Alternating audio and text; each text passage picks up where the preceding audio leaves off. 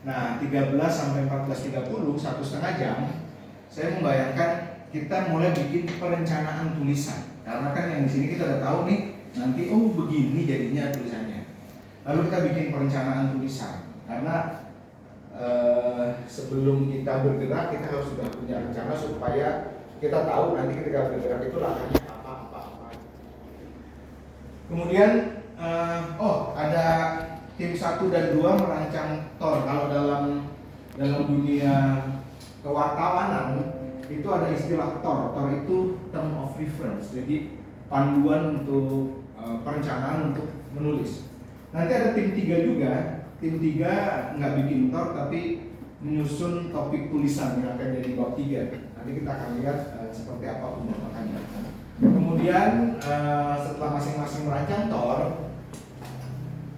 kan nanti akan dibagi menjadi 3 tim ya. Lalu masing-masing tim harapannya akan presentasi menyampaikan rancangan perencanaannya itu seperti apa.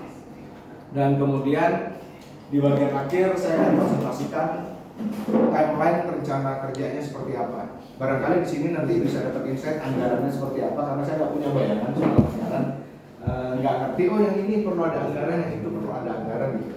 Nanti di bagian akhir bisa kita diskusikan. Oke, langsung aja ya. Semua udah pada baca ini kan ya? Udah.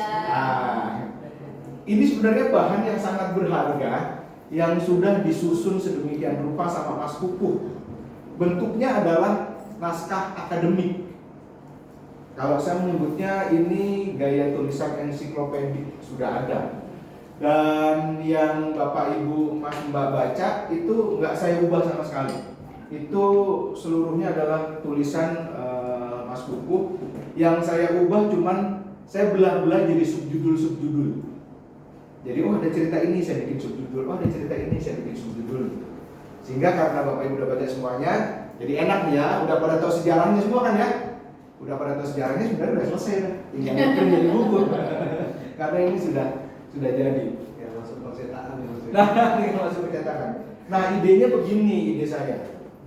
Ide saya adalah kita akan mengubah tulisannya Mas Pupuh yang sudah Bapak Ibu Mas Mbak baca semua, yang bentuknya adalah catatan sejarah dalam naskah akademik, menjadi sebuah cerita. Menjadi sebuah cerita tentang perjuangan jemaat wilayah utara mewujudkan big dream-nya, yaitu Gereja Mandiri GKJ Bambu. Maka gayanya karena dia adalah sebuah cerita akan berbeda dengan ini. Jadi cuma mengkonvert aja sebenarnya, hanya mengkonvert ceritanya menjadi sebuah storytelling. Lalu nanti bukunya, jadinya adalah seperti novel, seperti cerpen gitu ya. Cerita tentang perjuangan orangnya. Lalu ini imajiner aja, saya kemudian ketika baca naskah Mas Pupuh, ini bisa jadi buku Jalan Berkerikil Menuju Rumah Tuhan. Berkerikil ini metaforik dan juga sekaligus kenyataan, karena di awal-awal situasi Bekasi Utara itu kan jalannya berbatu, berkerikil gitu ya. Dan ada nih di cerita Mas Pupuh, jalanan sirtu, pasir berbatu. Tapi juga ini adalah sebuah metafora tentang perjuangan, tentang tantangan, tentang jatuh bangunnya orang-orang di Bekasi Utara membangun rumah Tuhan. Jadi ini adalah kenyataan awal, tapi juga metafora tentang bagaimana perjuangan menuju rumah Tuhan. Nanti kira-kira idenya begitu. Kita akan mengubah naskah akademik ini menjadi sebuah cerita. Maka kalau di sini adalah cerita tentang peristiwanya, kalau di sini cerita tentang orang-orang yang terlibat dalam peristiwa itu. Jatuh bangun orang-orang yang terlibat dalam peristiwa itu. Nah ini dia. Jadi kalau di sini adalah tentang peristiwa sejarah, seperti catatan sejarah Wikipedia ini. Yang akan kita lakukan adalah kita akan menulis cerita tentang manusianya yang terlibat di sini dengan segala pergulatan dan perasaannya. Kalau di sini itu menitik terberatkan pada peristiwa dan faktanya, sementara kalau di sini nanti dalam storytelling menitik beratkan pada manusianya, pada orangnya, pada perasaannya, pada suka dukanya, pada sedih, gembira, nangis dan seterusnya. Nah ini kita akan ceritanya di sini. Gambaran isi bukunya yang saya bayangkan begitu baca naskahnya Mas Kuku adalah kira-kira begini. Ceritanya akan terdiri dari 3 bab. Bab pertama adalah cerita soal jemaat perdana di wilayah Bekasi Utara, cerita sebelum jadi gereja mandiri. Sejak orang-orang GKJ Bekasi Utara mulai ada dan kemudian mengalami perbudakan sampai kemudian punya mimpi, baru sampai punya mimpi. Dan kalau kita baca naskahnya Mas Kuku, saya membayangkan saya belah-belah di situ ada 11 cerita. 11 cerita bagaimana perjalanan orang-orang di Bekasi Utara dari pertama kali datang di tahun 1980-an sampai kemudian mengalami berbagai macam tantangan, dan kemudian dari tantangan itu mereka punya mimpi. Kita harus punya gereja. Kita harus jadi gereja mandiri. Itu adalah bab 1. Kemudian bab 2-nya adalah cerita soal perjuangannya mendirikan gereja. Baik gereja sebagai jemaat, yaitu gereja mandiri, dan juga gereja sebagai tempat ibadah. Di sini adalah perjuangannya, di sini adalah big dream-nya. Dan kalau baca ceritanya yang ditulis Mas Bukit, saya membayangkan ada 6 cerita yang bisa kita tulis. Kemudian yang bab ketiga itu adalah cerita tentang GKJ Utara saat ini, sekarang setelah punya gereja. Cerita-cerita apa yang menarik yang bisa dibagikan, yang menggambarkan visi misinya GKJ BK sekarang ini seperti apa. Kan ada banyak cerita lucu, ada banyak cerita yang mengesankan, yang menggambarkan visi misinya. Mau jadi gereja apa sih? Ini udah punya gereja sekarang, sudah ada gedung gerejanya, sudah jadi gereja mandiri, lalu mau jadi gereja seperti apa? Nah ini yang nanti akan dipikirkan oleh mereka yang ada di bab 3. Kira-kira cerita apa yang bisa dimasukkan di sini?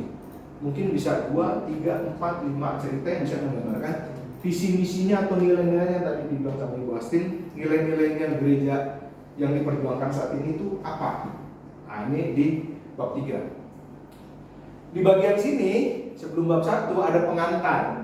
Ada pengantar yang isinya adalah perjalanan GKJ di Jakarta, kemudian berkembang di Bekasi, dan kemudian jadi Utara. Jadi yang di sini adalah konteks perkembangan GKJ-nya. Lalu kemudian di epilognya adalah penutupan catatan reflektifnya Mas Kuku atas perjalanan bab 1, bab 2, bab 3, itu refleksinya seperti apa ya. Jadi gambaran isi bukunya demikian. Nah ini kalau kita breakdown ya, bukunya bagian pertama adalah pengantar. Kemudian di sini prolognya adalah GKJ dari Jakarta berkembang ke Bekasi. Ini pengantar memberi konteks tentang bab 1-nya. Ini kan ada perjalanan terbentuknya GKJ Bekasi, lalu GKJ Bekasi melahirkan wilayah timur dan utara. Dan baru kemudian cerita perjalanan utaranya, cerita jemaat perdana di wilayah Bekasi Utara. Ada 11 cerita yang dalam naskah 16 halaman itu saya kasih subjudul ya. Itu yang saya bayangkan ceritanya. Yang bagian pertama adalah kisah tumbuhnya jemaat GKJ di Perumahan Wisma Asri periode 86-89. Kemudian cerita kedua, Oikumene GKJ GPIB. Ternyata bisa jadi cerita tuh, menarik menurut saya. Kemudian cerita ibadah dari rumah ke rumah tahun 1988. Kemudian yang keempat, kisah hibah tanah dari pemerintah dan memilih mundur. Ternyata pada waktu itu mau dikasih tanah, tapi jemaat GKJ memilih mundur. Yang kelima, perjalanan GKJ Bekasi jadi mandiri periode 89-97. Kemudian yang keenam, ibadah dari rumah ke rumah periode 97-99. Karena ini ada 2 peristiwa yang berbeda. Kisah ibadah di rumah Pak Sunarto di Pondok Babelan Indah, yang kemudian digeruduk, diprotes, dan kemudian mundur lagi nggak jadi ibadah. Lalu yang ketujuh, kisah mencari ruko dan ibadah perdana di tahun 99. Ini menarik. Bapaknya Tama siapa? Pak Aranto keliling-keliling naik motor, lalu kemudian Pak Pendeta siapa sebelumnya yang tadi Pak Suwandi menggunakan uang pensiunnya. Itu menarik banget tuh buat saya. Jadi sebuah cerita. Dan kemudian ke-8 membeli ruko di Permata Hijau, itu periode 99 sampai 2001. Kemudian ke-9 terbentuknya wilayah utara Wisma Asri PDUP jadi wilayah pengembangan pada tahun 2025. Yang ke-10 cerita digeruduk massa wilayah utara, ini ada konteksnya, wilayah utara ditetapkan jadi wilayah prakola, dan kemudian di masa ini terjadi penggerudukan ketika sedang melakukan ibadah dan sholat minggu. Kemudian yang ke-11 kisah jemaat di Ruko Taman Kebalen. Ini babak baru yang lain setelah di Permata Hijau pindah ke Balen. Nah, ini kemudian cerita sebelum punya gereja. Dan segala macam perjalanan dari 1 sampai 11 itu melahirkan mimpi tentang kita harus jadi gereja sendiri, kita harus punya gereja sendiri, dan itu disebut big dream ya dalam sejarah GKJ Bambu Kuning. Kemudian, nah di sini timelinenya mulai dari orang-orang di Wisma Asri ada tahun 8699 sampai tahun 2007. Berarti ini periode yang sangat panjang ya. Sampai kemudian gimana sih ceritanya kok bisa sampai punya mimpi, punya gereja? Itu impossible banget di tengah situasi utara yang sangat keras, mengalami berbagai macam penggerudukan dan berhadapan dengan umat lain yang sangat keras. Itu kok gila ya, bisa punya mimpi. Apa yang mencetuskan mimpi itu? Nah, ini ceritanya dalam periode itu. Nah, kemudian yang keduanya adalah big dream-nya. Tadi baru punya mimpi. Lalu yang bab kedua adalah cerita mewujudkan mimpi itu. Saya membayangkan ada 6 ceritanya, mulai dari terbentuknya panitia pembangunan gereja sampai akhirnya memanggil Mas Kuku. Bagian 1 terbentuknya panitia pelaksanaan pembangunan gedung gereja, kemudian mencari tanah dan duit. Kemudian yang ketiga cerita soal Haji Sadli dan perjuangannya mengurus perizinan. Keempat, arsitektur gereja. Kelima, kisah proses pembangunan, dan akhirnya pemanggilan pendeta. Ceritanya Mas Kuku berhenti sampai di sini, Mas Kadi. Cerita dari awalnya di Sumatera Utara sampai kemudian punya gereja. Kemudian yang saya bayangkan yang menjadi bab 3 adalah cerita tentang situasi sekarang, situasi hari ini, yang menggambarkan visi misinya GKJ itu mau seperti apa. Monggo. Nah, di sini saya belum punya bayangan ceritanya. Ini cuma imajiner aja. Ini cuma bayangan imajiner yang nanti setelah makan siang saya bayangkan didiskusikan oleh mereka yang berkumpul di tim 3 bersama Astin. Jadi yang bab 1, 2 itu kumpulan para penulis-penulis yang sudah dipilih. Sementara mereka yang tidak menjadi tim penulis itu nanti akan berkumpul bersama Astin ngomongin apa ya ceritanya ya, menggambarkan situasi terkini yang bisa menceritakan soal visi misinya. Atau ketika orang baca itu, oh kayak gini ya identitasnya GKJ ya. Maka di situ nanti akan ada Astin, lalu saya bayangkan ada Mas Kuku di situ, dan nanti ada penulis yang tergabung di sini itu juga akan ngobrol soal itu. Mas siapa? Ya. Mas ini Pak Adrianus, Pak Adrianus juga nanti bisa join ke sini. Suka hilang memori saya. Kebanyakan dipikirin. Nah, yang terakhir adalah bab 4 catatan reflektif teologis dari Mas Kuku. Gitu kira-kira gambarannya, sudah kebayang ya? Saya sih kemudian membayangkan seharusnya buku ini tidak hanya yang dibaca oleh umat GKJ di Sulawesi Utara, tapi kayaknya sih bisa dijual. Bisa dijual ke jaringan GKJ seluruh Indonesia, sinode, lalu juga rasanya cerita ini menurut saya seharusnya akan menjadi insightful bagi gereja-gereja non-GKJ juga. Jadi kalau dibaca oleh gereja-gereja yang juga sedang berjuang mewujudkan mimpi mereka, bisa menjadi inspirasi, betul. Maka kalau ini nanti jadi, barangkali kita mesti mikirin di promosi marketingnya tuh. Hanya dalam Udah. Siap. Untuk kemudian apa pre-order gitu. Jadi seandainya benar bisa terwujud begitu, rasanya ini bisa jadi apa ya, jadi pemasukan juga buat gereja. Kita bikin promosi, pre-order, kita cetak, dan rasanya bisa jadi pemasukan juga buat gereja. Sekaligus kita memberikan sebuah kisah inspirasi kepada mereka yang juga sedang berjuang. Gitu kira-kira, kebayang ya gambarannya ya. Sampai sini ada pertanyaan nggak? Aman? Ada sedikit gitu. Iya, Mas Kuku.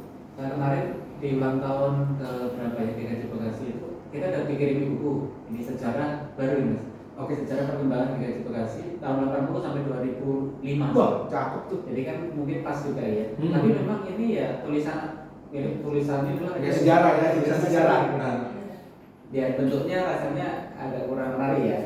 Nah, mungkin Bisa jadi bahan. Ya, ini bisa jadi bahan oleh Iya. diskusinya. Nah, ini saya baru ingat ternyata kita dikirim ini bulan lalu.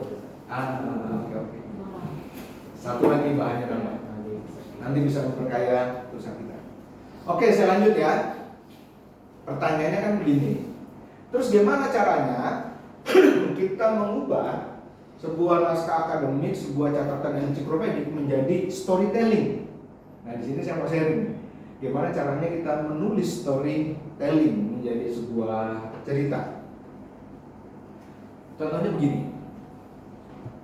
Ini adalah 4 paragraf yang dalam naskah itu saya belah jadi satu cerita.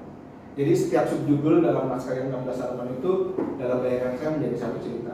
Nah, ini ada satu cerita yang terdiri dari 4 paragraf yang nanti kerja kita adalah mengubah paragraf 4 ini menjadi, kalau jadi cerita itu kayak gimana sih? Ini adalah bagian pertama, cerita pertama pada bab 1, kisah tumbuhnya Jemaat GKJ di Perumahan Wisma Asri periode 86-89. Kita baca ulang bareng-bareng ya. Ini naskah akademik yang bertulis Mas Kuku. Persekutuan perdana di GKJ Bekasi Wilayah lahir dari kerinduan beberapa warga jemaat kelompok Bekasi Kota yang bertempat tinggal di Perumahan Wisma Asri. Di antaranya Gideon dan Nugroho, ketua kelompok Bekasi Kota. Kelompok Bekasi Kota adalah bagian dari Gereja Kristen Jawa Jakarta wilayah Bekasi.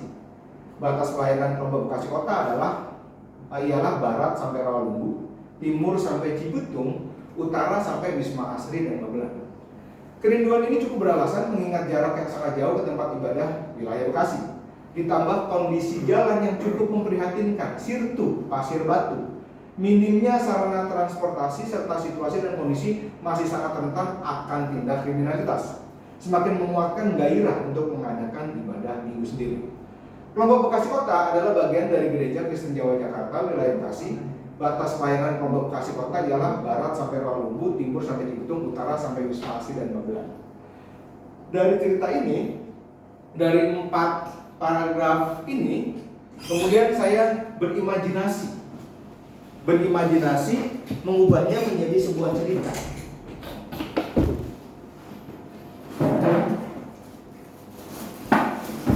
Nah, saya ingin mengajak Bapak Ibu Mas Mbak semua untuk membaca kisah.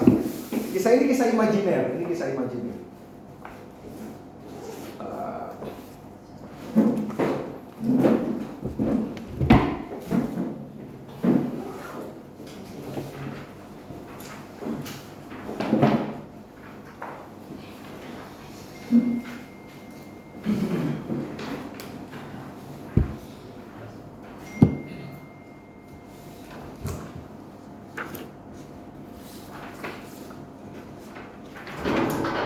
Nah, mari kita baca kisah imajiner itu.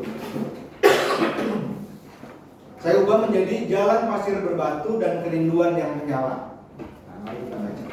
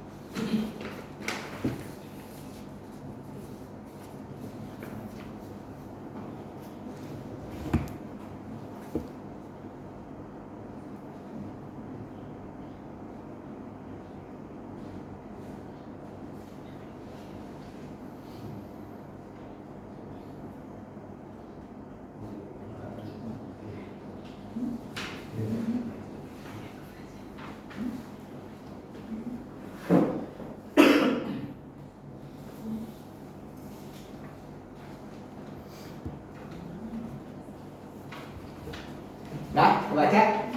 Nah, jadi 4 paragraf ini kalau kita bikin cerita ternyata bisa jadi panjang. Ini adalah cerita tentang peristiwanya, ini cerita tentang orang-orang yang mengalami peristiwa ini. Nah, jadi itu yang akan kita lakukan. Aman ya? Ayo mari kita baca.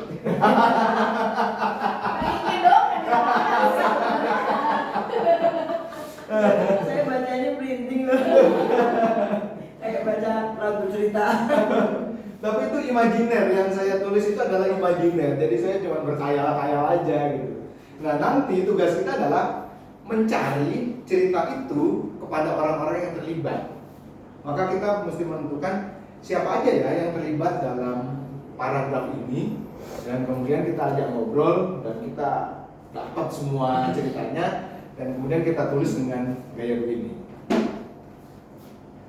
Pertanyaannya adalah gimana caranya nulis storytelling, ya kan? Bahannya udah ada, bagaimana cara mengkonvertnya untuk menjadi sebuah cerita. Nah, ini saya mau sharing gimana caranya menulis storytelling. Yang pasti adalah ada ceritanya, ya kan? Ada ceritanya. Nah, tugas kita kemudian adalah ada 5 yang harus kita cari, yang harus kita definisikan. Yang pertama adalah kita mencari tokohnya yang terlibat dalam peristiwa itu. Dalam cerita yang itu yang 16 halaman kan udah saya bagi-bagi sub judul ya. Itu masing-masing satu cerita yang nanti akan jadi judul-judul sub bukunya. Nah, pada setiap ceritanya itu kita harus menentukan, mencari tahu siapa aja orang-orang yang terlibat dalam peristiwa itu. Dalam peristiwa yang di sini, imajinasi saya hanya mengangkat 2 tokoh yang terlibat dalam peristiwa ini, yaitu Pak Gideon dan Pak Nugroho. Lalu saya membayangkan ceritanya seperti apa dan kemudian saya susun menjadi storytelling. Nanti tugas kita masing-masing penulis yang kebagian dapat jatah ya, kamu dapat jatah yang tulisan ini. Nah, itu menentukan siapa aja ya tokoh-tokoh yang terlibat dalam peristiwa itu. Setelah menemukan tokoh-tokohnya, kita kemudian akan menyusun timeline peristiwanya. Kita definisikan dulu, kita tentukan ini awalnya di mana, akhirnya di mana. Jadi menulis secara kronologis. Kita nggak usah ngepot-ngepot gaya nulis ngepot ya. Tapi kalau mau gaya nulis ngepot nggak apa-apa. Gaya nulis yang paling sederhana itu adalah gaya nulis naratif. Awalnya seperti apa, akhirnya seperti apa. Maka biasanya disebut gaya tulisan yang kronologikal itu adalah tulisan yang naratif. Naratif itu artinya dimulainya kapan, selesainya kapan, isi antara mulai dan akhirnya itu bagaimana. Itu tulisannya naratif. Maka kita akan menulis secara naratif, artinya menulis secara kronologis. Itu adalah cara menulis yang paling gampang. Yang ketiga, cara nulisnya adalah menggunakan gaya deskriptif sensorik. Nanti saya jelasin di belakang. Setelah kita tahu mulainya kapan, berakhirnya kapan, lalu isi ceritanya seperti apa. Nah, isi ceritanya ini kita tulis dengan gaya naratif sensorik. Kalau yang di tulisan akademik itu nggak pakai deskriptif sensorik, tapi ini aja pengetahuan kognitif aja. Oh, ada peristiwa ini. Sementara kalau gaya storytelling, nanti cara nulisnya itu tidak sekedar kognitif, tapi juga afektif. Afektif itu sesuatu yang menyentuh gitu ya. Wah, gila. Nah, nanti seperti apa saya jelasin di belakang. Yang keempat, kita membutuhkan dialog. Kalau di naskah akademik tidak ada dialog, tidak ada percakapan antara Nugroho dan Gideon. Tapi dalam storytelling kita membutuhkan dialog, ada kutipan langsung. Oleh karena itu kita perlu wawancara kepada tokoh yang terlibat, dan wawancara kita rekam. Apa yang diceritakan sama si tokoh-tokoh tadi itu kita rekam. Dan itu nanti bisa kita gunakan omongannya si tokoh-tokoh itu sebagai bagian dari cerita kita. Sehingga ada itu kayak novel cerpen itu ya, ada dialognya. Lalu yang kelima, akan sangat menarik dan akan sangat menyentuh secara afektif kalau kita bisa kasih bumbu refleksinya. Refleksi atas satu peristiwa itu mau kita refleksikan gimana ya peristiwa itu ya. Nah ini kita bedah satu-satu ya. Apa sih yang dengan tokoh, naratif dan segala macamnya? Tokoh itu seperti apa? Dalam menulis cerita, kita membutuhkan tokoh yang kita akan jadikan sebagai narasumber. Dan narasumber itu ada levelnya, ada level-levelnya. Nanti barangkali kita nggak akan bisa menemukan yang paling utama, maka kita ada lapisan level berikutnya. Yang paling atas kita sebut sebagai narasumber. Narasumber primer adalah orang yang terlibat langsung dalam peristiwa itu. Tadi dalam cerita pertama, Gideon dan Nugroho adalah orang yang terlibat langsung dalam peristiwa. Tapi barangkali ada orang-orangnya udah nggak ada nih. Ada peristiwa yang mau kita tulis tapi orang-orangnya udah nggak ada nih. Narasumber primernya udah nggak ada nih. Maka kita boleh dan bisa untuk mencari narasumber sekunder. Narasumber sekunder adalah dia tidak mengalami langsung peristiwanya, tapi pernah mendengar ceritanya dari narasumber primer. Nah, nanti kita mesti setelah udah dapat ceritanya, kita akan menentukan narasumbernya. Ini narasumberku bisa primer ya. Dalam peristiwa ini bisa primer ya. Wah, nggak ada nih, orang udah nggak ada nih. Pak Haji Sadli misalnya, Pak Haji Sadli itu nggak ada tuh. Narasumber primernya kan berarti udah nggak ada. Nah, berarti narasumber sekundernya siapa ya? Mungkin istrinya, mungkin anaknya, atau mungkin bagian dari jemaat yang pernah berinteraksi dengan Haji Sadli. Itu narasumber sekunder. Narasumber sekunder udah nggak ada, kita bisa ke tertier, narasumber ketiga. Tidak mengalami langsung peristiwanya, pernah mendengar ceritanya, tapi bukan dari narasumber primer. Jadi orang yang tahu peristiwa itu, tapi bukan dari narasumber primer, mungkin dari narasumber sekunder. Nah, paling mentok nanti kita akan menggali peristiwanya sampai narasumber tertier aja. Nanti akan kita define pada satu peristiwa itu, misalkan dapat narasumber primer, kalau nggak dapat sekunder, kalau nggak dapat tertier, kalau nggak dapat lagi, ya udah, kelar. Ini adalah soal tokohnya, dan kita nanti akan menyusun rencana kerja kapan kita bertemu dengan mereka dan kemudian melakukan wawancara. Dan setiap wawancara itu harus kita rekam. Nanti rekamannya ditranskrip verbatim gitu ya. Ditranskrip verbatim. Nah, itu akan jadi bahan kita menulis ceritanya. Wawancara 2 jam, 3 jam sekarang gampang, udah ada banyak aplikasi ya. Aplikasi yang bikin jadi transkripan. Oke, tokoh selesai. Berikutnya adalah naratif. Menulis naratif itu kayak gimana sih? Tadi saya katakan menulis naratif dan menulis kronologikal, urut dari depan sampai belakang. Menulis naratif adalah menulis secara runtut dengan alur kronologis mulai dari awal hingga akhir. Hal yang penting dalam penulisan naratif adalah tahu di mana awalnya dan tahu di mana akhirnya. Kadang-kadang ketika kita nulis, seringkali kita nggak tahu di mana awalnya, di mana akhirnya, sehingga tulisan kita ngembang kemana-mana tuh. Jadi melebar kemana-mana. Nah, nanti ketika kita akan mulai menulis, kita akan menentukan ini awalnya di sini, akhirnya di sini, udah selesai begitu aja. Kemudian di antara awal dan akhir adalah isinya, rangkaian kejadian atau alur gagasannya. Ada peristiwa apa aja di antara awal dan akhir. Udah gitu doang itu tulisan naratif. Kelar. Misalkan yang tadi ya pasir berbatu itu dan kerinduan menyala, awalnya adalah tahun 86. Jemaat GKJ mulai datang ke Wisma Asri. Lalu gimana ceritanya mereka bisa tinggal di Wisma Asri? Akhirnya tahun 89 muncul kerinduan untuk beribadah bersama dekat rumah karena jauhnya tempat ibadah. Isinya apa? Isinya adalah apa saja yang dialami para jemaat itu sampai timbul keinginan ibadah bersama dekat rumah. Awal dan akhir tidak melulu ditentukan oleh timeline waktu, tapi juga oleh timeline peristiwa. Kualitatif, kalau ini kan kuantitatif ya, ada waktunya, sana ada waktu juga, tapi di sini juga bisa kita definisikan secara kualitatif. Misalkan kerinduan, kita mulai dari kerinduan itu datang, kalau nggak tahu tahunnya nggak apa-apa, sampai kemudian muncul kepanitiaan. Nah, itu bisa juga kita jadikan sebagai timeline. Jadi yang disebut dengan timeline tidak melulu kuantitatif dalam urutan tahun, tapi juga bisa jadi kualitatif antara peristiwa ini dan peristiwa itu. Ini adalah cara menulis naratif. Ini catatan sejarah yang kita punya. Kisah tumbuhnya Jemaat GKJ di Perumahan Wisma Asri periode 86-89. Catatan yang kita punya satu paragraf, sekitar tahun 86 Perumahan Wisma Asri berdiri di wilayah Bekasi Utara di sisi jalan Perjuangan. Perlahan pemukiman baru itu ramai dihuni. Ternyata ada sejumlah warga Kristen tinggal di wilayah itu. Mereka adalah Jemaat GKJ Jakarta yang tergabung dalam kelompok Bekasi Kota.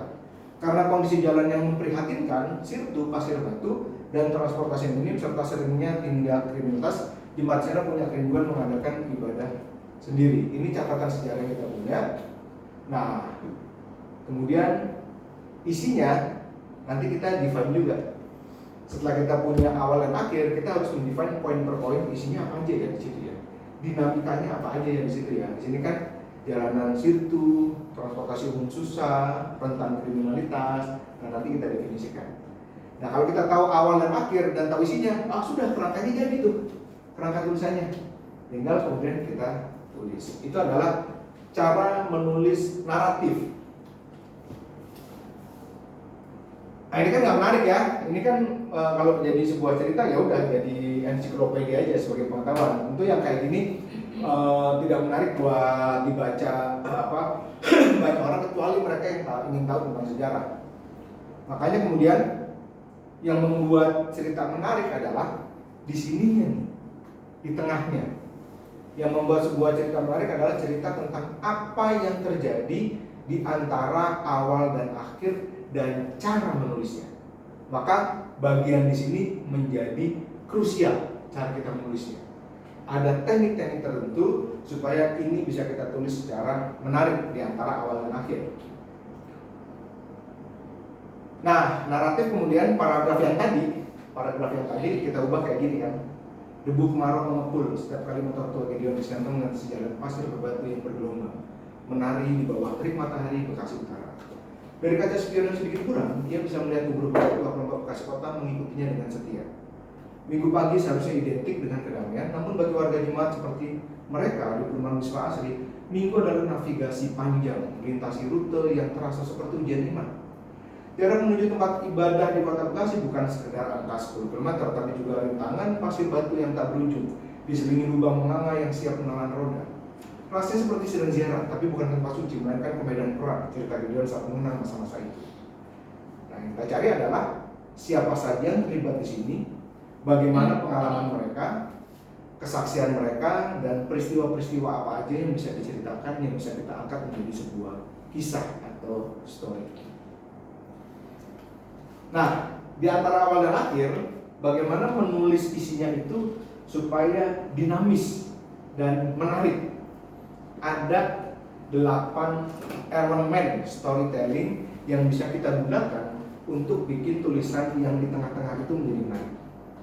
Sampai sini bisa diikutin, kalau kelewatan nanti langsung tunjuk tangan ya, kalau ada yang bingung gitu ya.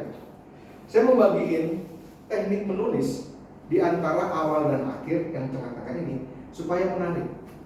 Ada 8 elemen yang saya tawarkan kepada Bapak Ibu dan Mas Mbak semua untuk membangun sebuah narasi yang menarik. 8 elemen storytelling itu adalah yang bagian pertama adalah waktu. Ini timeline. Tadi kita udah paham tuh. Timeline. Awal dan akhir.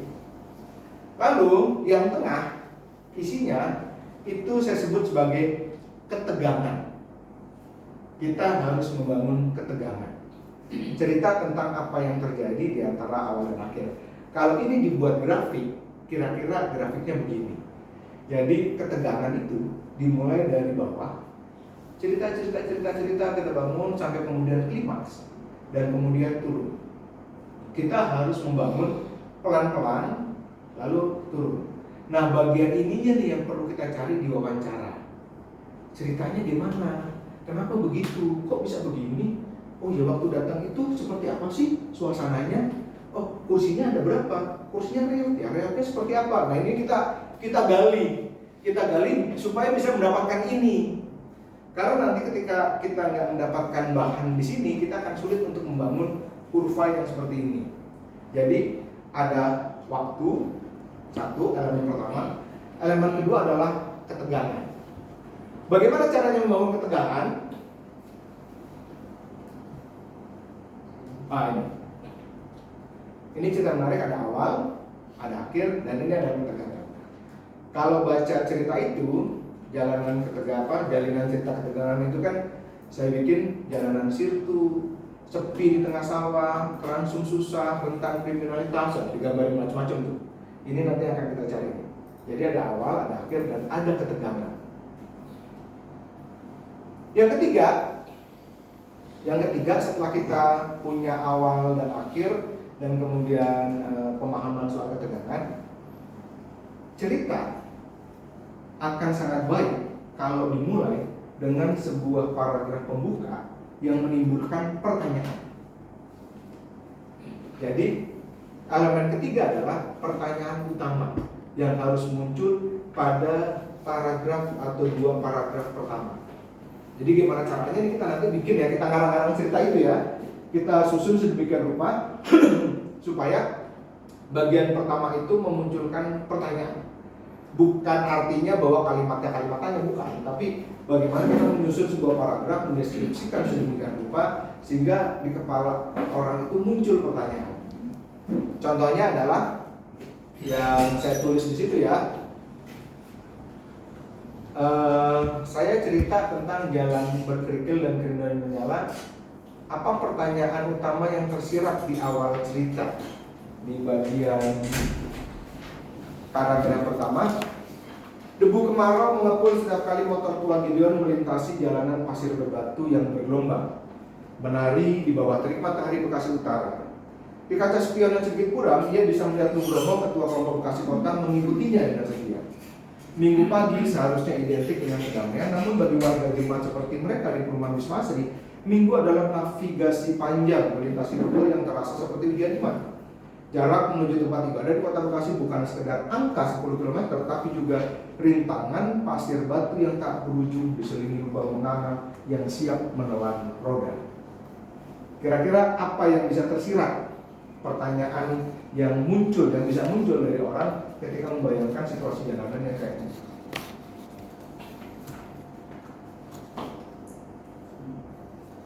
Gak bikin celaka tuh jalan. Celaka gak sih ya? Jalanannya kayak gitu, ada lubang menganga, berbatu, licin gitu. Saya mencoba membuka kisah ini dengan menggambarkan situasi jalanan yang sangat jelek. Yang harapan saya orang kemudian bertanya, nggak celaka tuh jalan di tempat kayak gitu. Itu bagaimana cara menyusun bagian pertama.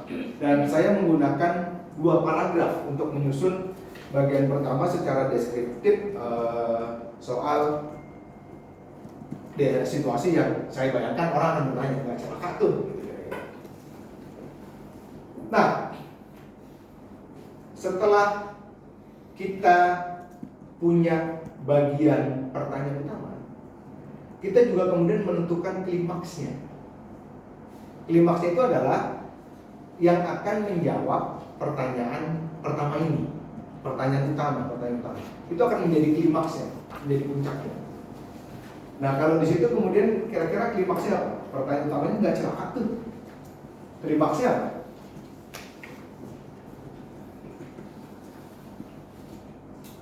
Yang menjadi klimaks, nggak celaka tuh lewat jalan kayak gitu. Akhirnya klimaksnya adalah Pak Gideon dan Pak Nugroho jatuh kecelakaan. Itu adalah klimaksnya. Nah, nanti ketika kita wawancara dan menyusun kerangka cerita, kita harus bikin giniannya dulu tuh, 8 elemen story-nya dulu. Jadi nggak langsung nulis ya, setelah wawancara nggak langsung nulis. Setelah wawancara semuanya baru kita susun. Wah, ini kayaknya pertanyaan utamanya ini nih. Oh, klimaksnya ini. Lalu kemudian dibikin poin-poin. Oh, pertanyaan bukanya kan dibikin ini, isinya. Oh, ini klimaksnya di sini nih. Jadi kita bikin ini dulu, bikin bikin peta jalan, bikin poin-poin kerangka tulisan, bikin kerangka tulisan. Nah, ini akan memudahkan Bapak Ibu masukan semua untuk bikin kerangka tulisan. Pertanyaan utama, kemudian klimaksnya, dan dalam tulisan itu saya bikin klimaksnya adalah Pak Gideon dan Pak Nugroho jatuh di jalanan pasir berbatu itu. Nanya Ya, ya, segini Mas. ya. Berarti kan di setiap part bagian kecil Yes. itu tetap ada ketegangan, ada klimaks, Ya. lalu ada turun Betul. gitu ya. Ya. Lalu nanti di bagian dari rangkaian buku itu tetap nanti kelihatan juga ya, di dalam buku Ya. ini bentuknya kronologis itu ada klimaks tapi juga ada turun gitu. Iya. Kira-kira begitu. Ya. Betul. Rangkaian buku itu kalau kita melihat yang tadi bab 1, 2, 3, klimaksnya kan gerejanya berdiri. Iya. Kemudian pertanyaan awalnya dalam bayangan saya, mungkinkah di tempat seperti ini bisa mendirikan gereja? Yang akan kita bangun tuh, mungkinkah di tempat seperti ini bisa mendirikan gereja? Apa yang terjadi sampai kemudian gereja berdiri? Rangkaian buku itu klimaks besarnya adalah big dream-nya itu menjadi klimaks. Bab 2 yang akan menjadi klimaks. Tapi pada setiap cerita kemudian kita bangun dengan gaya seperti ini juga. Nah, ini klimaksnya. Dr. Gideon jatuh, Nugroho jatuh. Nah, di antara pembuka, ini elemen kelima, di antara bagian pembuka yang mengandung pertanyaan utama dan klimaks, ada elemen-elemen ketegangan yang akan kita bikin. Dan elemen-elemen ketegangan ini yang kemudian kita dapat dari wawancara itu, ceritanya. Maka ketika nanti wawancara tuh udah mulai punya peta tuh, sehingga kemudian kan bisa terarah juga ya dengan bantuan ini. Wah, ini puncaknya sini nih, wah, ketegangannya apa aja ya, itu bisa kita gali. Nah, elemen-elemen ketegangan ini yang kemudian kita bikin poin per poinnya. Dan kalau di sini ya kita lihat tahapan ketegangannya yang coba saya susun dalam cerita itu adalah jalanan Wisma Asri jelek, perumahan terpencil, sepi, transportasi umum susah, rentan kriminalitas. Jadi digambarkan suasananya, jalanan jelek, akhirnya jatuh deh. Udah jalanannya jelek, jalanan perumahannya terpencil, situasinya sepi, transportasi umum susah, rentan kriminalitas, akhirnya memuncak, jatuhlah Pak Gideon dan Nugroho. Lalu yang elemen keenam adalah endingnya. Ending itu berarti akhirnya. Jadi setelah ada awal dan akhir, ketegangan, klimaks, dan tahapan ketegangan, kita kemudian tentukan endingnya apa dari cerita itu. Kalau di sini endingnya adalah saya bikin obrolan sore di rumah Gideon, yang kemudian mencetuskan kita harus punya rumah ibadah sendiri. Obrolan yang ditemani oleh pisang goreng itu, nah itu saya jadikan sebagai ending. Saya berhenti kemudian di situ.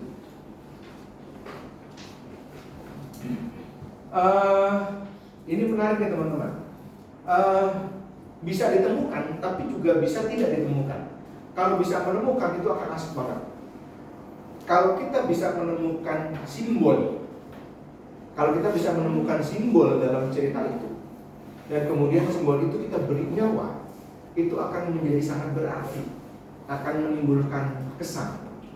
Kalau bisa menemukan simbol dalam cerita perjalanan ini, yang GKJ yang besarnya itu, bukunya itu, yang saya bayangkan jadi simbol adalah sirtu itu, jalanan pasir berbatu. Karena pasir berbatu itu tidak hanya simbol jalanan jelek, tapi juga simbol perjuangan, tentang digerebek, tentang nggak punya uang, tentang berantem sama, itu sirtu. Kerikil-kerikil itu. Jadi kalau nanti Bapak Ibu Mas Mbak menemukan simbolnya, kita beri nyawa simbolnya, maka cerita itu akan lebih hidup. Di sini simbolnya ada berbagai macam. Simbol itu adalah benda-benda mati, bisa alat, bisa tanda, prasarana yang menjadi bagian cerita, tapi kemudian kita hidupkan, kita beri nyawa simbol itu. Di sini yang saya beri simbol adalah jalanan sirtu, pasir berbatu. Dalam bagian pertama, dia simbol tantangan jemaat perdana di Bekasi Utara. Yang saya bayangkan simbol yang nyari-nyari ruko itu ya, ada cerita bagaimana nyari-nyari ruko Pak Ade Marwanto, motornya bisa jadi simbol. Motornya butut, lambang keteguhan. Motornya butut, lambang kesetiaan. Motornya butut, lambang perjuangan. Nah gitu-gitu. Atau juga yang saya bayangkan simbol dalam cerita ibadah di rumahnya Pak ya yang itu kayaknya mestinya ada simbol tuh. Entah simbol itu adalah rumahnya, entah simbol itu adalah kursi, entah simbol itu daftar absen gitu ya. Nah kita nanti ketika wawancara harus peka sama yang kayak gitu, bisa jadi simbol nih. Atau ketika lagi digeruduk di Bina Iman ya, di Bina Iman kan digeruduk sama massa tuh ya, apa tuh yang bisa jadi simbol ya, yang nanti bisa kita hidupkan dan itu nanti jadi titik refleksi di situ. Bisa ditemukan, bisa juga tidak. Maka nanti ketika wawancara kita pasang kuping dan pasang hati, wah ini bisa dimaknai di simbol-simbol ini. Itu akan menjadi sesuatu yang akan sangat membuat ceritanya menjadi lebih hidup. Lalu yang bagian akhir adalah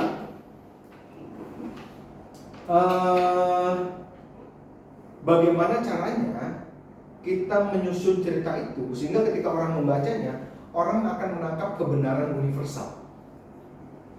Supaya apa? Supaya relate dengan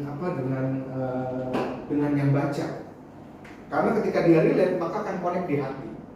Tulisannya menarik, tulisan yang klik itu yang gitu ya, itu dia ketika connect dengan hati. Nah, kita hanya bisa menyentuh hati orang ketika kita menemukan kebenaran-kebenaran universal yang udah pasti orang akan mengalami atau orang akan mengerti, oh iya ini semua dialami oleh orang. Nah, saya membayangkan nanti dalam sepanjang bukunya ya, kan kebenaran universalnya adalah soal perjuangan mendirikan gereja itu dialami oleh banyak jemaat gereja di luar GKJ. Lalu juga tentang keuletan, tentang ketekunan, tentang doa, tentang iman, itu bagian dari kebenaran universal yang saya bayangkan akan ada dalam keseluruhan buku ini. Tapi pada tiap-tiap bagiannya, pada tiap-tiap part yang nanti akan Bapak Ibu tulis, akan juga sangat oke kalau bisa menemukan kebenaran universal pada setiap bagian ceritanya. Apa kebenaran universal?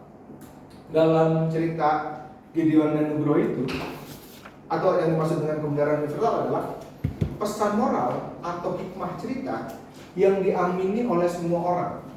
Setiap orang mungkin akan menangkap pesan moral cerita itu secara berbeda, tapi kurang lebih bisa diterima oleh banyak orang. Dalam cerita Gideon dan Nugroho yang jatuh itu, saya mencoba menyelipkan pesan ini tentang perjuangan iman. Jangan patah semangat dalam kesulitan. Percaya selalu Tuhan akan buka jalan dalam setiap kesulitan. Nah, nanti dalam rangkaian buku itu juga saya membayangkan bahwa setiap orang yang membacanya akan menangkap kebenaran universal itu. Tuhan pasti bantu kalian kalau kalian teguh dalam iman. Tuhan pasti akan bantu kalian kalau kalian kreatif menemukan cara. Berdoalah, berimanlah, gitu bayangan saya begitu nanti akan menimbulkan insight itu. Jadi kebenaran universal adalah insight yang kita harapkan orang bisa dapat itu ketika dia membaca cerita kita. Tiap orang mungkin akan beda-beda, tapi kurang lebih kira-kira itulah. So, 8 elemen storytelling nanti akan kita bikin. Kita menentukan timeline-nya, lalu juga membangun ketegangannya, pertanyaan utamanya apa, klimaksnya apa, dan tahapan-tahapan ketegangannya itu apa. Endingnya simbol dan kebenaran universal. Sampai sini apakah bisa ditangkap cara kita menyusunnya? Mbak Oki mukanya bingung.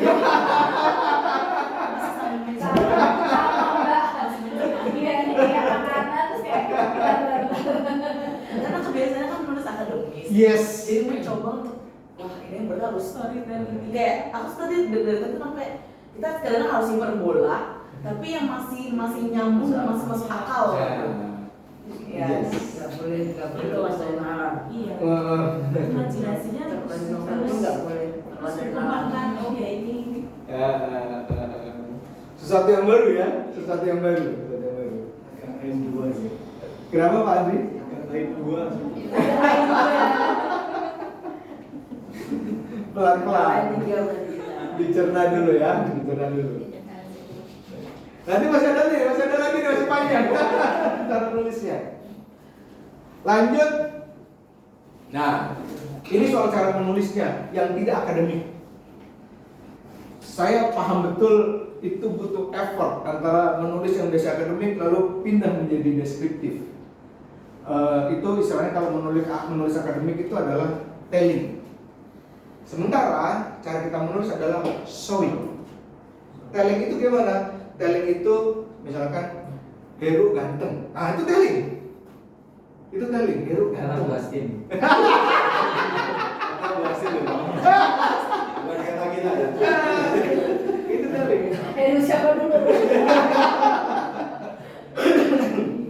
Tapi nanti cara kita menulisnya kita nggak boleh telling, kita nggak boleh mengatakan ganteng. Tapi kita harus mendeskripsikan tingginya 173 cm, 173, badannya atletis, rambutnya gondrong, kulitnya putih bersinar-sinar, gitu. Itu adalah showing. Maka paling membedakan antara menulis akademik dan menulis storytelling adalah antara telling dan showing. Kita menghindari menulis telling, karena kalau menulis telling itu semua orang akan punya gambaran yang akan subjektif beda-beda. Contoh, pantai itu indah. Keindahan pantai di kepala tiap orang itu beda-beda tuh. Tapi kita harus menggambarkan apa yang dimaksud dengan indah. Kita nggak perlu menyebut indah sampai kemudian orang berpikir oh indah ya. Tapi kita harus showing. Pasirnya putih terhampar, airnya bening sehingga ikan-ikan yang berenang bisa kelihatan, angin sepoi-sepoi menampar-nampar kulit. Nah, lalu orang banyak tuh gila indah ya. Maka, nah ini rumusan yang paling gampang. Jangan pernah menggunakan kata sifat. Sedih, marah, gembira, indah, bagus, jelek, jangan pernah menggunakan itu. Kalaulah kemudian kita menggunakan kata itu, kita harus menambahkan deskripsinya supaya kata itu menjadi punya gambar yang sama. Theater of mind di kepala orang nggak beda-beda. Mari kita lihat apa sih deskriptif sensorik. Deskriptif sensorik adalah kita menulis cerita yang bisa dirasakan, dilihat, didengar, dan dicium oleh pembaca supaya cerita menjadi hidup, menyentuh sisi afektif tidak hanya kognitif. Jadi sensorik itu artinya menggunakan seluruh panca indera kita untuk kita gambarkan dalam tulisan kita. Bagian ini nanti akan sangat menentukan dalam wawancara. Ketika kita wawancara dan si narasumber kita menceritakan sebuah peristiwa, kita harus aware. Oh ini telling nih, showingnya gimana ya? Misalkan Pak Gina cerita, oh iya zaman itu susah sekali. Nah kita harus ganti, Pak susahnya gimana? Susah itu kan kata sifat. Pak susahnya gimana? Susahnya jangan nunggu kendaraan lama. Susahnya rawan kriminalitas. Nah setiap kali kita menemukan kata-kata sifat dan mengucapkan narasumber, kita harus elaborasi. Susahnya gimana Pak? Sedihnya gimana Pak? Wah anak-anak seneng banget waktu itu. Senengnya apa Pak? Bentuk senengnya apa? Ya seneng karena mereka dapat permen. Ya seneng karena permainannya itu lucu sehingga anak-anak tertawa. Lucunya kayak gimana Pak? Ceritanya apa? Nah itu kita kejar terus supaya kita bisa mendapatkan showingnya. Melukis atau menggambarkan sesuatu dengan kata-kata berdasarkan pengamatan, pengalaman, juga perasaan penulisnya, membangun theater of mind. Kalau kita menulis dengan gaya akademik itu nggak kebangun theater of mind, karena telling semuanya itu cuma pemahaman aja, kognitif. Tapi yang mau kita bangun adalah sebuah cerita yang orang bacanya itu langsung tergambar theater of mind. Karena saya lagi baca buku Laut Bercerita, saya merekomendasikan tuh untuk baca Laut Bercerita. Deskripsinya bagus banget Lela Kodowi. Itu saya bilang sama istri saya, gila gue nangis nih baca ini. Karena dia bisa menggambarkan si ibu bapak yang kehilangan anaknya yang diculik itu sedemikian rupa sehingga ketika dibaca, wah nangis gue. Dan ketika saya membaca itu langsung tergambar adegan-adegan filmnya. Jadi buku itu menurut saya bagus banget karena udah kebayang itu naskah filmnya akan jadi seperti apa. Nah saya membayangkan begitu tuh ketika orang baca cerita kita, nanti langsung terbayang theater of mind-nya.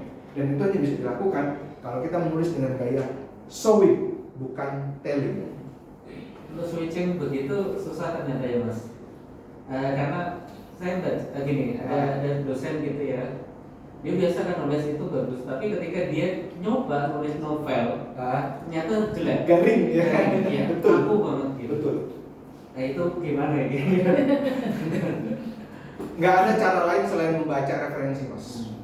Nggak ada cara lain membaca referensi. Makanya tadi dari tadi saya sebut baca deh, laut bercerita, barangkali bisa jadi cara. Saya pernah punya pengalaman begini. Saya lama liputan politik hukum. Lalu bencana itu datang ketika saya dipindahkan ke rubrik travel.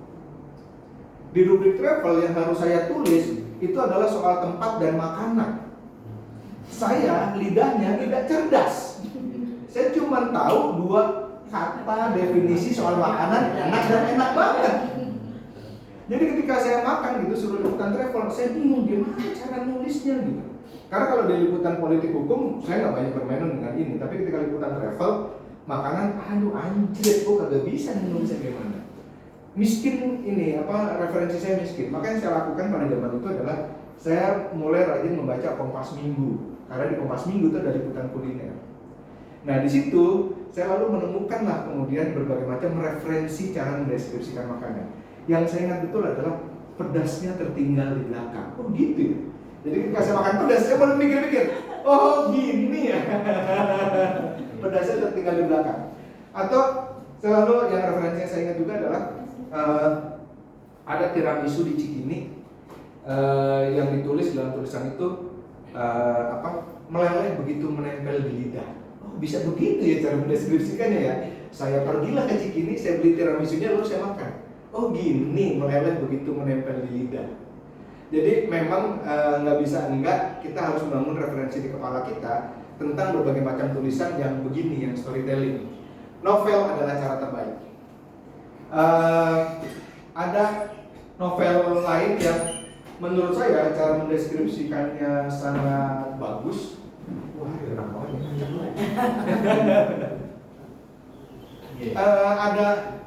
Ada yang suka baca Dan Brown nggak? Dan Brown.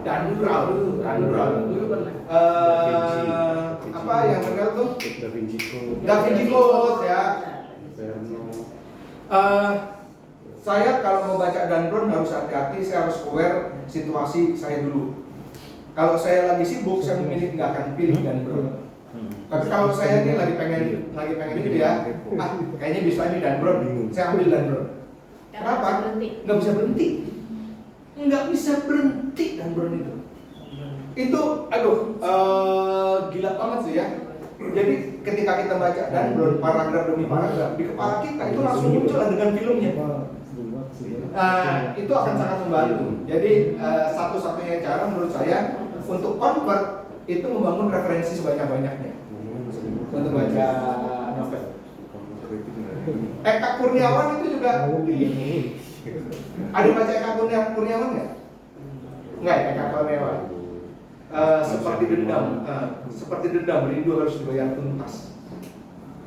Tessa baca ya? Kalau nggak baca ya? Oh, jangan baca. Nanti bertemu dengan Ajo Kawir. Sebaiknya sih Bapak Ibu nggak bertemu dengan Ajo Kawir di cerita itu. Cari Eka Kurniawan yang lain. Itu Eka Kurniawan soal yang sederhana itu bisa jadi wah gitu. Nah itu referensi. Ada baca Murakami nggak? Nggak ada baca Murakami. Murakami. Baca Murakami. Dikit-dikit. Cerita kucing aja bisa wah lebar panjang gitu. Jadi saya sarankan dalam proyek kita mungkin mulai membaca cari referensi bagaimana mendeskripsikan atau storytelling. Yang paling dekat itu Laut Bercerita, itu saya kagum banget cara Lela Kodori membuat deskripsi keren sekali. Yang luar biasa dari Laut Bercerita adalah dia bercerita tentang orang yang dibuka matanya nggak bisa melihat. Lalu bagaimana kemudian orang yang tidak bisa melihat itu menggambarkan situasinya berdasarkan panca inderanya. Wah itu anjir sih. Keren banget. Jadi emang nggak ada cara lain, pengalaman saya cara mengkonvert adalah menambah referensi. Karena kalau bacaan-bacaan kita non fiksi, bacaan-bacaan kita non fiksi, pasti cara kita menulis sharing terus.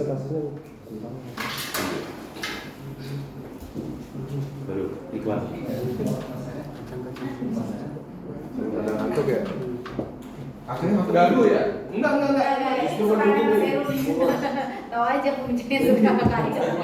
Satu-satunya makanan yang sulit saya tolak adalah yang segala hal berjenis kacang-kacangan. Oh, semua kacang mas, kacang hijau, kacang merah, bumbu kacang. Tapi bikin lu Saya sangat tergoda. Nah, untuk mempermudah, kan pertanyaannya, kapan saya akan mendeskripsikan? Jadi sebenarnya yang perlu dideskripsikan itu cuma 3. Yang perlu dideskripsikan adalah orangnya, bendanya, dan suasana. Yang perlu dideskripsikan dalam tulisan cuma 3: orangnya, bendanya, dan suasana. Jadi nanti ketika menulis, apa sih perlu dideskripsikan? Ya cuma 3-nya aja. Kalau bercerita tentang orangnya, barangkali bisa dideskripsikan. Di sini saya nggak mengelaborasi Gideon dan tidak mengelaborasi Nugroho itu seperti apa ya. Sebenarnya di situ bisa tuh dielaborasi. Gideon itu siapa, latar belakangnya, atau Nugroho siapa latar belakangnya.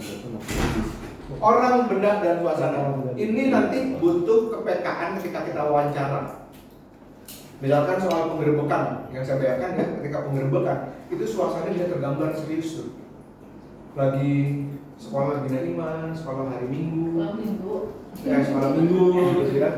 Gimana suasana penggerbekannya itu sehingga orang bisa bayangin, wah iya ngeri banget ya, wah gila ya, begitu ya. Nah itu bisa tergambar. Maka nanti ketika wawancara soal penggerbekan harus sedemikian rupa bisa tertangkap suasananya. Dan catatan pentingnya adalah kata sifat. Ketika mendengar kata sifat, cobalah elaborasi. Iya, waktu itu suasananya mencekam banget mas. Mencekam ya seperti apa? Suasana waktu itu menakutkan banget. Menakutkan itu seperti apa? Biar sehat. Itu biar sehat.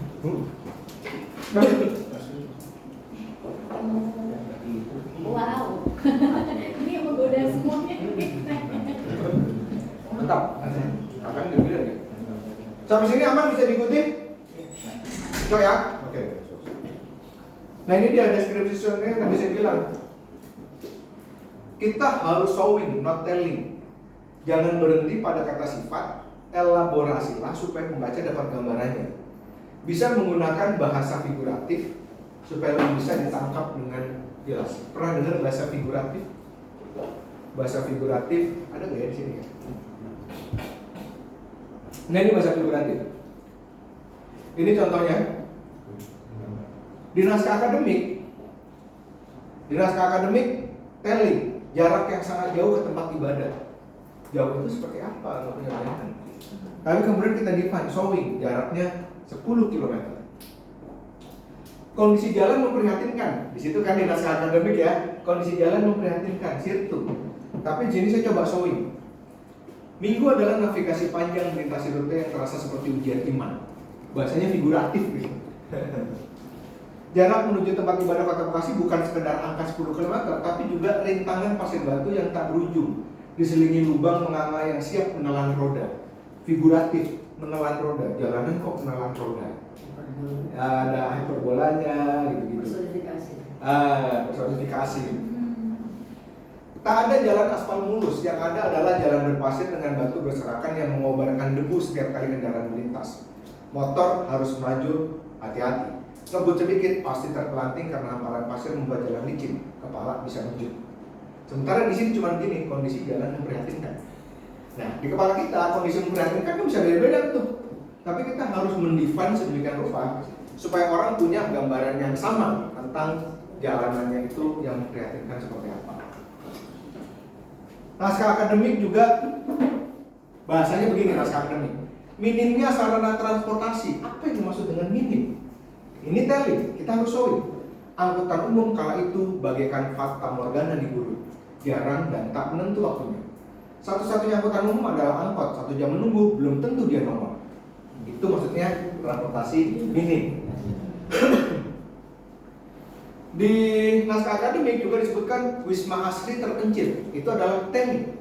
Orang nggak punya bayangan terpencil itu seperti apa, maka kita harus menshowingkan supaya orang punya gambaran tentang terpencil. Lokasinya boleh dibilang terpencil, saya menggunakan kata sifat terpencil, tapi kemudian diikuti sekitar 10 km dari pusat kota Bekasi. Jarak segitu dulu terbilang sangat jauh, orang suka bilang tempat jin buang anak. Showing. Lalu di naskah akademik, kalau malam suasana wisma asli sepi. Sepi itu seperti apa? Kita harus menggambarkan kesepiannya itu pakai deskriptif sensorik. Begitu matahari terbenam dan gelap datang, suasananya sepi sekali. Di sini saya pakai kata sifat sepi sekali, tapi kemudian dilanjutkan. Sepi itu tak ada orang atau kendaraan lalu lalang di jalan seperti sekarang. Jalanan kosong. Malam masih penuh kunang-kunang dan suara jangkrik. Deru kereta api dari lintasan rel yang jaraknya sekitar 5 km masih terdengar samar-samar dari rumah. Sepi. Jadi digambarkan, disowingkan yang tellingnya itu. So, nanti ketika wawancara, tipsnya adalah ketika wawancara, kalau narasumber bicara kata sifat, kejarlah lebih detail untuk mendapatkan showingnya. Ini kan narasumber ngomong, pasti ngomongnya akan sifat itu. Iya mas, waktu itu susah banget. Wah iya, waktu itu menakutkan banget. Apa itu? Nah, itu harus kita kejar. Maka kita harus aware dengan kata-kata sifat. Begitu kita mendengar kata sifat, langsung kita kejar elaborasi apa yang dimaksud dengan kata sifat itu. Sedih, marah, kecewa. Sampai sini aman? Aman. Oke, lanjut. Dialog. Nanti kita akan banyak mendapatkan cerita. Ceritanya harus kita transkrip secara utuh. Dan transkrip itu maksudnya transkrip mentah ya. Transkrip mentah itu bukan kita dengerin lalu kita tulis berdasarkan pikiran kita sendiri, enggak. Tapi transkrip mentah sesuai dengan apa yang diomongin si narasumbernya. Ini akan menjadi bahan dialog dalam cerita kita. Kutipan bersumber dari hasil wawancara. Nah, ini nanti sambil jalan kita lihat ya, sambil jalan. Ada sesuatu yang kita harus aware terhadap hasil wawancara. Bapak Ibu Mas Mbak aware gak bahwa bahasa lisan dan bahasa tulisan itu berbeda? Ketika kita dengar narasumber akan pakai bahasa lisan. Nanti kita akan mengkonvertnya menjadi bahasa tulisan. Maka kita harus meng-create sedemikian rupa supaya bahasa lisan tadi itu bisa dimengerti menjadi bahasa tulisan. Karena kalau bahasa lisan langsung kita ubah menjadi bahasa, langsung kita plak taruh di situ ya, itu nanti nggak enak dibaca tuh. Karena kalimat buat mata beda dengan kalimat buat kuping. Ada yang nggak? Kalimat buat mata itu beda dengan kalimat buat kuping. Maka ketika kita menulis, kita harus menulis ini naskah kita untuk dibaca mata atau untuk didengar kuping. Kalau ini untuk dibaca mata, maka cara menulisnya begini.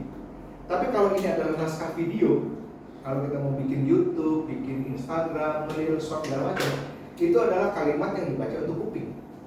Maka jangan menulis pakai gaya mata, karena kalimat yang ditulis pakai gaya mata nanti nggak enak didengar di kuping. Ini contohnya. Mana yang Bapak Ibu Mas Mbak pahami tulisan yang A atau yang B? Coba. Mana yang lebih mudah dipahami, yang A atau yang B?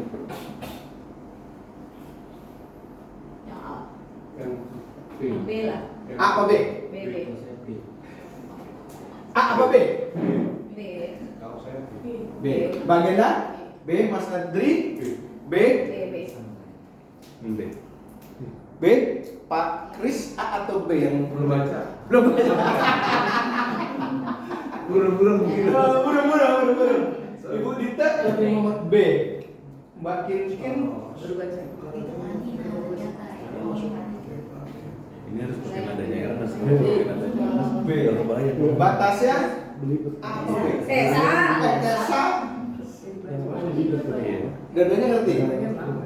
Mbak Oki? Sekilas bagus bacanya tapi artinya A. Udah dipahami. A ya? A. Setelah lolos itu karantina ternyata karena masuk kayak babak tayangan TV waktu itu, jadi harus karantina dulu mau terjun atau enggak. Oh, dan adanya.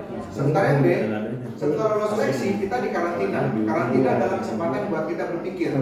Iya.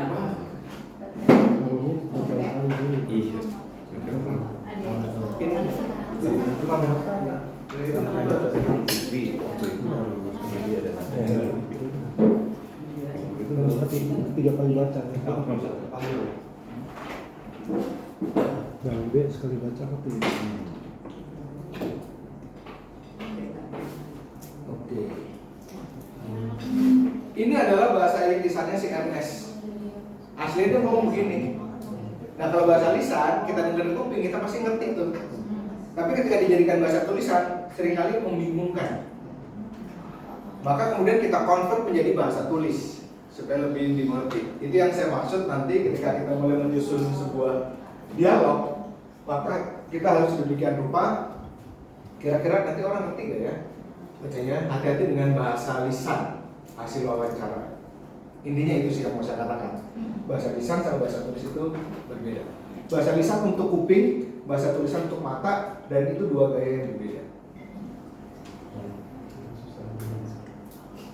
Reflektif. Nanti Bapak Ibu Mas Basmo akan menemukan sebuah cerita dari narasumber akan sangat indah jika kemudian kita bisa memberikan satu titik reflektif atas cerita itu untuk membuatnya lebih nyawa imannya itu ada gitu ya. Ini kan cerita perjalanan bangun gereja, bukan sekedar cerita bangun gereja, ini perjalanan iman. Maka kalau kemudian kita bisa menyisipkan berbagai macam refleksi iman di situ, rasanya akan menjadi lebih hidup. Ini yang saya bikin di bagian akhir cerita itu ya. Kerinduan mereka sore itu seperti kerinduan bangsa Israel di padang gurun menanti tanah terjanji. Mereka percaya Tuhan pasti buka jalan. Ada gitu-gituannya. Lalu kemudian di sini biji sesawi di Bekasi Utara ditabur Tuhan di tanah berpasir penuh kerikil. Nah nanti kalau bisa menemukan apa yang tiba-tiba nyangkut gitu ya, itu langsung aja dimasukin tuh refleksi-refleksi iman di situ. Gampang kan? Nah.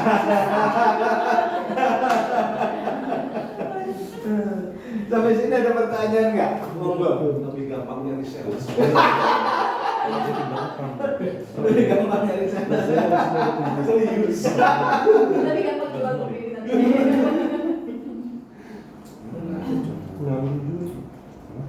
Izin menanyakan. Ya. Tadi kan kita melihat dari sisi penulis ini. Dan tadi memang di tim ini kan ada tim riset foto seperti saya sama Mas Tia. Berarti mohon izin nanti kami mohon diajarkan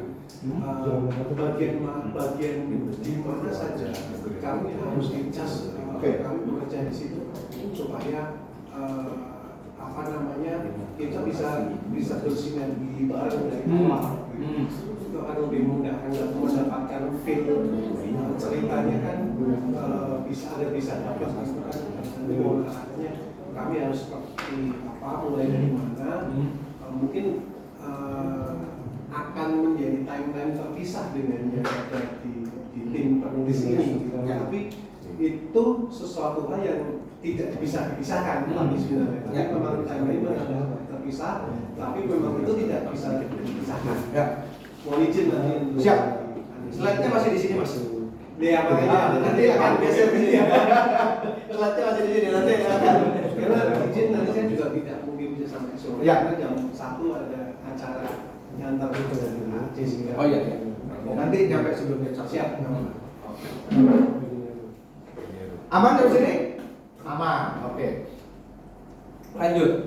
Ini adalah sekarang saya mau ngasih tips proses menulisnya.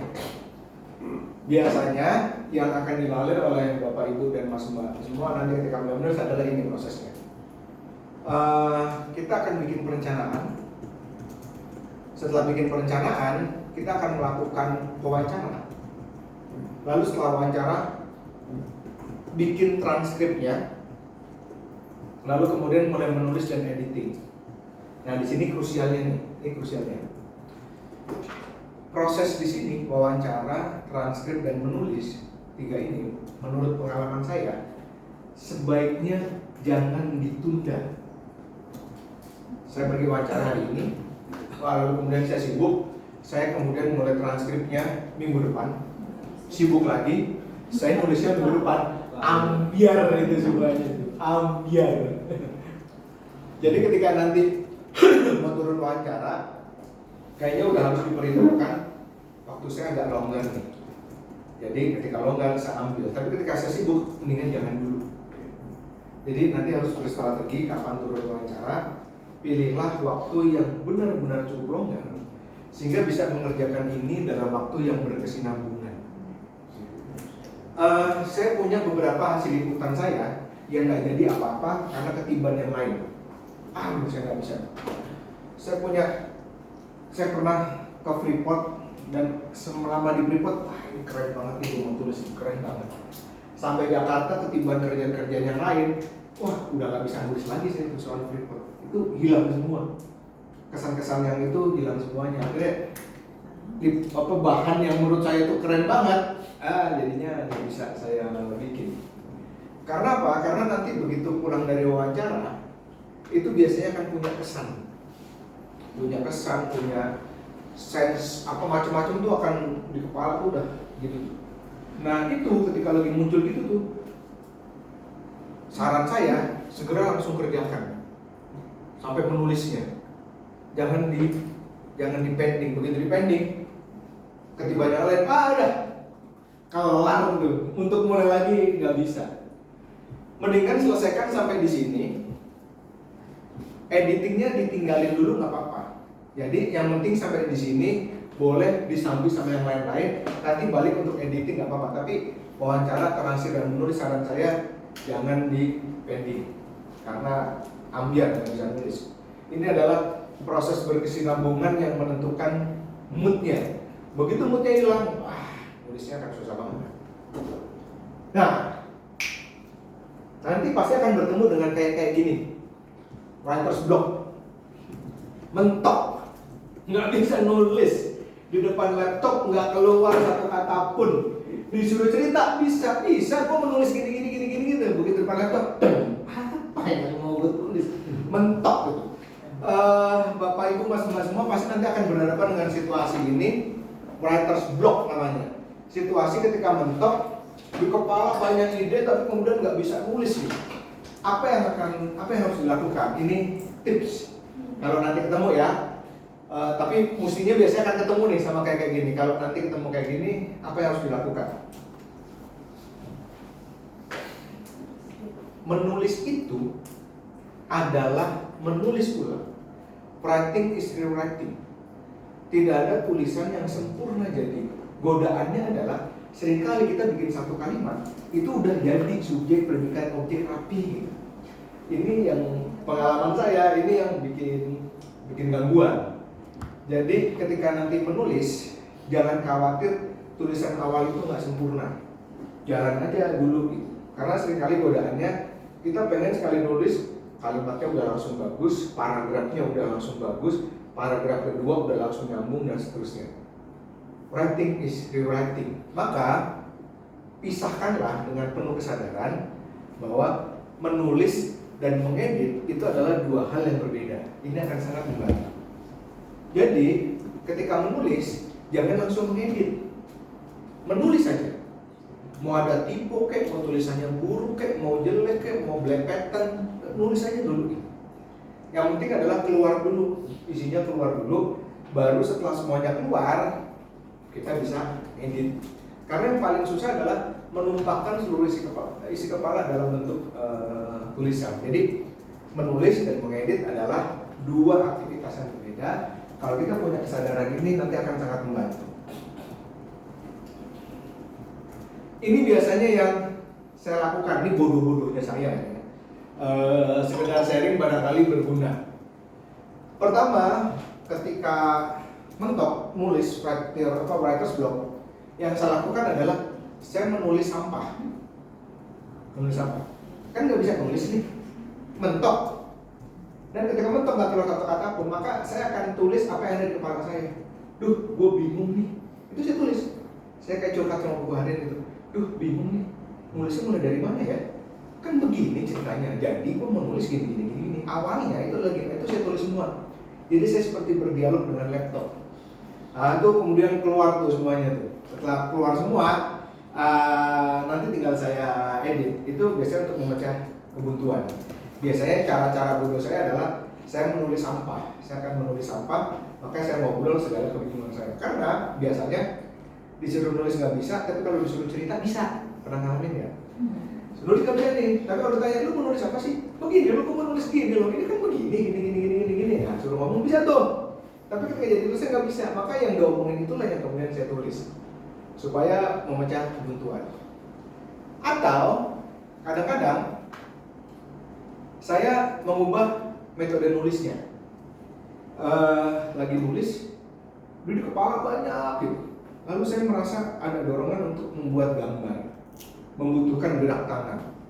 Maka saya langsung beli buku, lalu saya bikin itu deh coret-coret. Kadang-kadang hanya butuh beberapa saat gitu lah, dia langsung oh iya, langsung ada keinginan menulis. Jadi sadarilah gerak batin dan mengubah input itu bisa jadi membantu lagi nulis untuk pakai tulis tangan. Nah saya butuh kayak agenda gitu. Makanya waktu itu saya beli gituan karena saya butuh nulis. Tapi kalau nulis di buku perlu mindahin 2 kali. Maka saya beli tablet yang ada tulisannya supaya nggak perlu mindahin. Saya taruh aja di cloud gitu kan ya.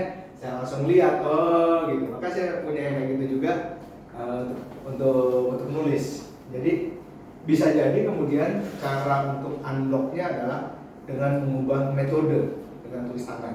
Kalau buntu. Ada lagi yang ketiga, kalau lagi mentok bisa loncat ke tengah.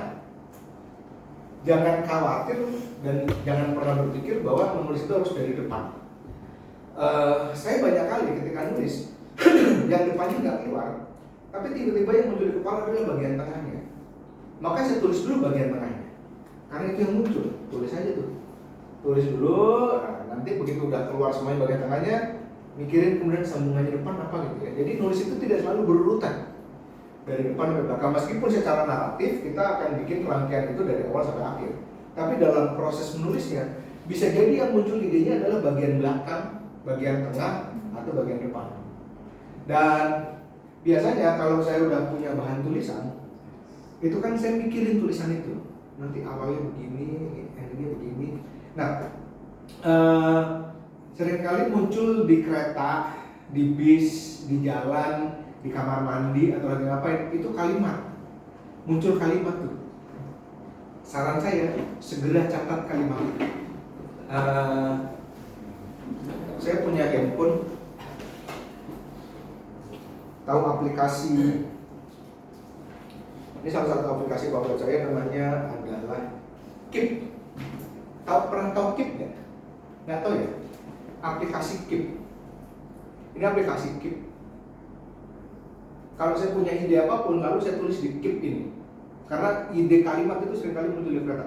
Karena kalau nggak saya tulis, nanti lupa, hilang. Maka kalau saya punya ide apa, entah sekalimat atau separagraf, saya akan tulis di sini. Namanya Keep, KEEP. Nah, saya tunjukin. Kenapa Keep? Karena Keep bisa connect langsung ke sini. Keep langsung muncul di Google Drive, dia connect dengan Google Drive. Nah, ini dia Keep. Nah, apa yang saya tulis di HP akan ada di Google Drive. Problemnya kalau saya nulis di buku, saya kan harus pindahin ke komputer. Atau kalau saya nulis aplikasi HP, lalu kemudian saya lihat HP saya pindahin lagi ke sini. Nah, ini ada yang integrated antara HP dan laptop. KEEP, Keep. Coba cari di Play Store. Google Keep. Nanti di drive Bapak Ibu di sebelah kanan itu ada ini nih. Ampun, ini Keep. Nah, apa yang kita tulis? Nah, ini dia. Apa yang kita tulis? Nah, kemudian ada juga di HP. Kita tulis di HP langsung nongol di sini. Jadi langsung connect berbagai macam ide.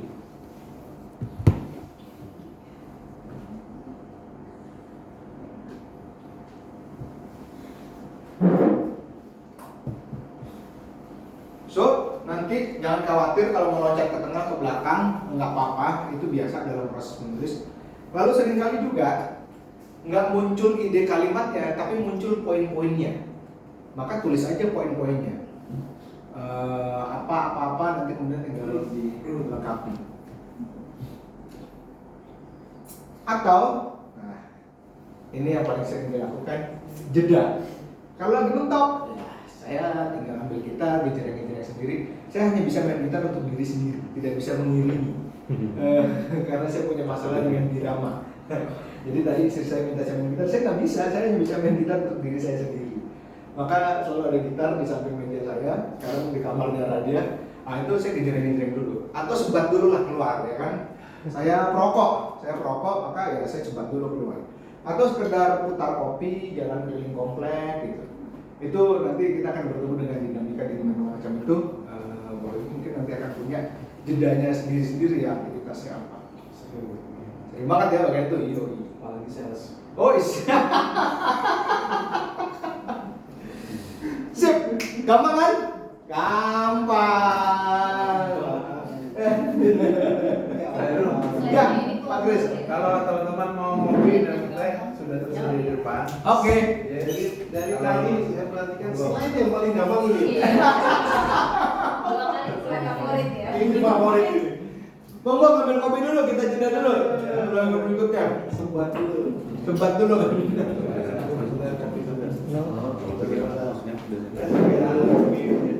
Ya, kita jeda dulu sampai jam 11 ya, sampai jam 11. Oke. Gampang kan? Gampang. Benar sama Vio udah abis ini makanya mau hidup.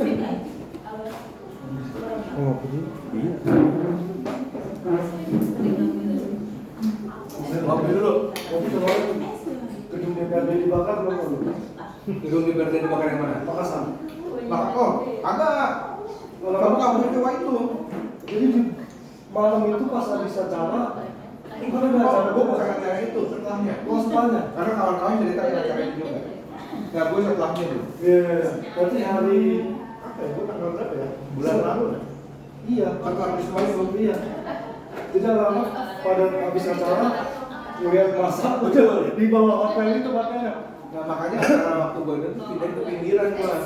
Jauh nggak? Jauh. Jauh. Betul. Karena pancuran kan. Untung lo nggak ikutan. Jadi itu awalnya pakai pakaian rapi dikira polisi katanya. Dikira intel. Itu kalau pakai air jadi keluar semua kan. Habis itu baru gedung DPRD Makassar. Karena gara-gara peristiwa itu terus acara gue dipindahin ke pinggiran kota dekat bandara. Dekat bandara. Oh, dekat ya. Harus berapa? 4,5 jam, 45 menit ke kota. Wih, kacangnya mantap nih, gede-gede.